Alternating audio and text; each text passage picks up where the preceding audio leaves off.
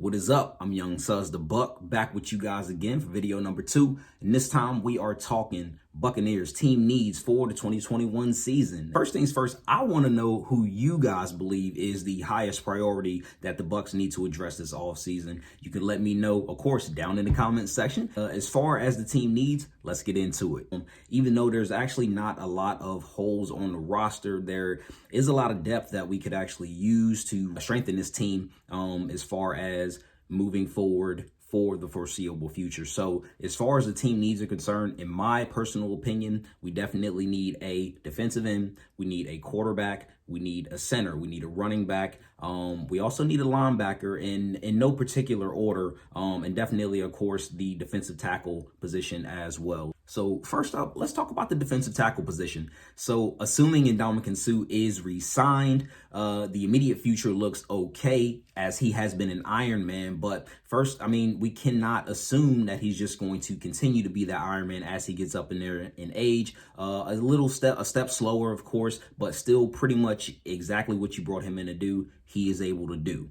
So as of right now, the defensive tackles on the current roster, assuming that they'll be back, is Ndamukong Suh, of course, Vita Vea, Jeremiah Ledbetter, Steve McClendon, who still hasn't figured out what we're going to do there. And then Nacho is also a free agent as well. So I'm assuming that Suh is going to be back, but Nacho, really not sure what we do there. We have Khalil Davis, the 6th round pick from last year. He did some nice things, of course. Who knows how the bottom of the roster DTs will shake out with Jeremiah Ledbetter and a couple of those guys there. So again, that's why this quality depth is very, very important. Now, they will have to address it at some point in this coming up offseason or draft. It's got to happen. It's got to happen. If you guys watched the last video, you know that I was talking quarterbacks and why I think that should be on the table for the Bucs to address in this upcoming draft, of course. So on the roster currently, obviously there's Tom Brady. He's talking about signing an extension there. I think everybody is on board for that. The backup is Blaine Gabbert. And the word coming out there is that Blaine Gabbert is actually in serious consideration to be this team's long-term answer at quarterback. Blaine Gabbert has finally been in the same system with the same coaches for a couple of years now. That bodes well for him. People seem to just really like the look of Blaine Gabbert until he actually gets on the field and starts to show you during live game action that he is who he is.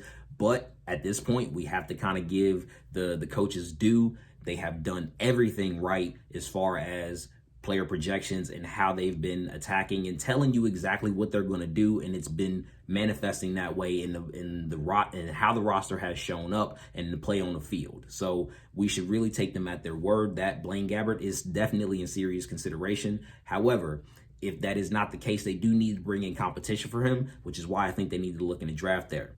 Tisk, tisk, tisk. Linebacker, linebacker, linebacker. Man, we could really use some solid backup linebackers. I don't think we can count on Jack Sitchie. I think he's out of there. And as far as the rest of the linebackers, they're really kind of special teams guys. Kevin Minter did a nice job, but I think everybody saw in the playoffs that while he is a great backup, he can't do what Devin White does.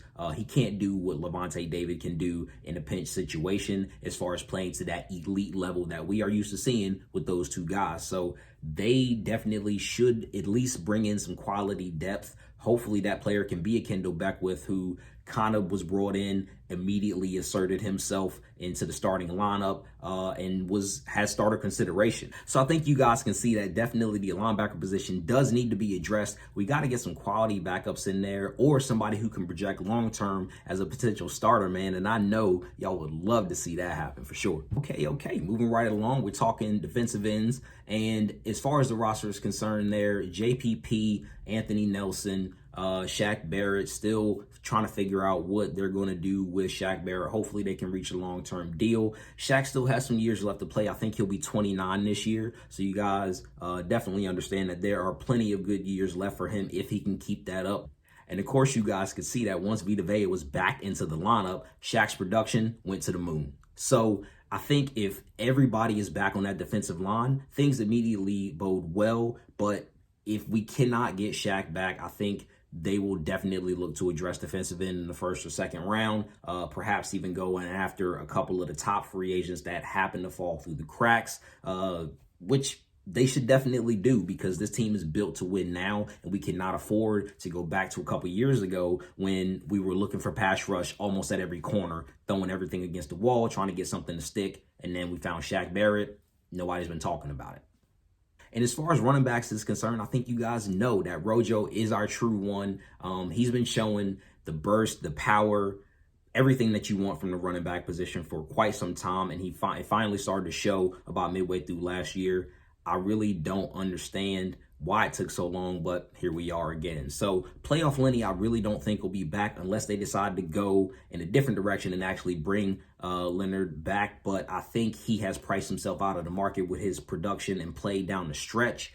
We get Rojo in, but they will look to add a complimentary back to Rojo, and I think they definitely need that as far as somebody who can catch consistently out of the backfield. Everybody knows this. Really like Kenneth Gainwell. Apparently, if his tape's already out there, I think a lot of other teams are going to like him too. But look for the Bucs to add a quality running back in the draft, 32 or 64. They could make a move, trying to move up or down in the draft to get a running back that they like. But I really expect them to add a position, add a player there in the draft. So we'll see how that shakes out. Last but not least, the center position. Why are we talking about center? Because Ryan Jensen is a guy who, has played his ass off. I mean, really, if we're being honest. But you never know how the contract situation, he is the highest paid center in the league, so you never know how that situation will work out. Me personally, I say let the man retire a Buccaneer. He has done everything right, and he brings the attitude that I want on my team, bar none. Simply put, he is one of the best aggressive players on this roster, but the Bucs could look to add a future developmental guy behind him, or if things kind of shake out differently, they could look to add another less expensive center with the cap relief. He may be asked to take a pay cut. I really don't know what they're going to do with that, but I do know that Ryan Jensen will be on the roster for the foreseeable future. They ain't touching that. But center is a position that kind of needs to be looked at as far as a couple of years down the road. So I put that position at the tail end because I really don't think anything is going to come of that. Ryan Jensen's our guy. But the center position is working around in some circles as a potential position that the Bucs will look to address. So we got to mention it here.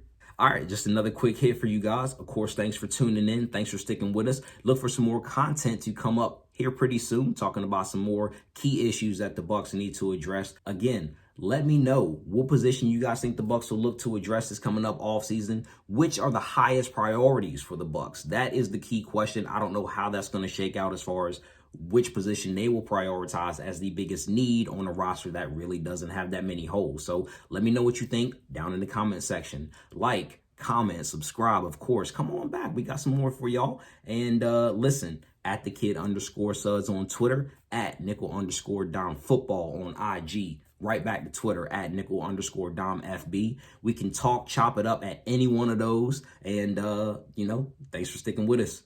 This is Young Suds the Buck. I'm out. We'll see y'all soon.